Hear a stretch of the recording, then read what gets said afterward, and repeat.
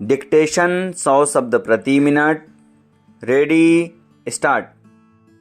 सभापति महोदय, आपकी आज्ञा से मैं सदन का ध्यान इस बात की ओर आकर्षित करना चाहता हूं कि सरकार के कुछ मुख्य कार्यों में से एक महत्वपूर्ण कार्य देश के विभिन्न भागों में समय समय पर होने वाले दंगों के कारणों का पता लगाना है।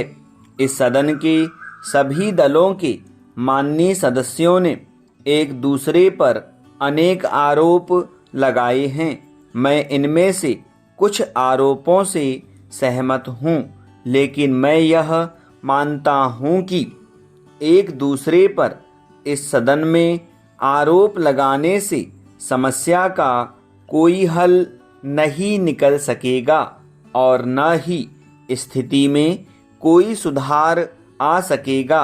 हम लोग यदि इस प्रकार के दंगों पर हमेशा के लिए काबू पाना चाहते हैं तो हमें अपने देश में ऐसी शिक्षा देनी होगी जिससे कि एक दूसरे के प्रति गलत भावनाएं पैदा न हों। पैरा सभापति महोदय, पिछले काफ़ी समय से इस देश के कई भागों में जो लड़ाई झगड़े हो रहे हैं, जो दंगे हो रहे हैं, उन पर आज हमारे इस माननीय सदन में चर्चा चल रही है। इस सदन में हम सभी सदस्य यह अनुभव करते हैं कि यह चर्चा करने के अलावा हमें इस बात पर भी विचार करना चाहिए कि इस प्रकार के लड़ाई झगड़े व दंगों पर तुरंत नियंत्रण कैसे किया जा सकता है ताकि निर्दोष इसके शिकार न होने पाएं और स्थिति भी ज़्यादा खराब न हो सके। कुछ माननीय सदस्यों ने चर्चा के दौरान अनेक सुझाव भी दिए हैं। इस तरह के दंगे इस देश में पहले भी अनेक बार हुए हैं, लेकिन पिछले वर्ष देश में कई प्रदेशों में जो दंगे और घटनाएं हुई हैं, उनसे विदेशों में भी हमारे देश की छवि खराब हुई। पैरा सभापति महोदय, आपकी आज्ञा से एक अन्य विषय की ओर मैं अपने विचार इस सदन के सामने रखना चाहता हूँ। संयुक्त राष्ट्र संघ की एक भाषा हिंदी भी होनी चाहिए। यह मांग पिछले कई सालों से बराबर उठ रही है, किंतु होगी या नहीं और कब होगी, यह दूर की बात है। अभी हमारे देश में तटस्थ राष्ट्रों का सम्मेलन हो रहा है।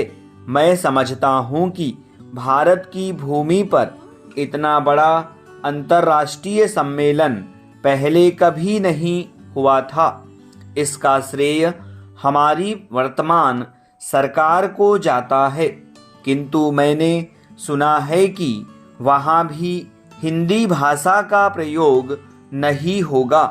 केवल 4 भाषाओं की व्यवस्था की गई है। अगर ऐसी सूचना गलत है तो बहुत अच्छी बात है। हिंदी की व्यवस्था अवश्य होनी चाहिए। अगर ऐसी व्यवस्था नहीं हुई तो जो प्रतिनिधि बाहर आ रहे हैं वे क्या सोचेंगे। जिस देश की अपनी भाषा नहीं होगी उसकी क्या उन्नति हो सकती है। इसमें भारत के ही नहीं बल्कि बाहर से भी प्रतिनिधि आ रहे हैं। उनमें से बहुत से हिंदी जानते हैं। मैं सरकार से कहना चाहता हूँ कि हमारे पास सुविधा है और साधन की भी कमी नहीं है। इसलिए मैं सरकार से प्रार्थना करूँगा कि कम से कम तटस्थ राष्ट्रों के सम्मेलन में हिंदी की व्यवस्था होनी चाहिए। मैं यह भी कहना चाहता हूँ कि हिंदी के संबंध में जो कानून बने हुए हैं उनका पालन अवश्य होना चाहिए। स्टॉप।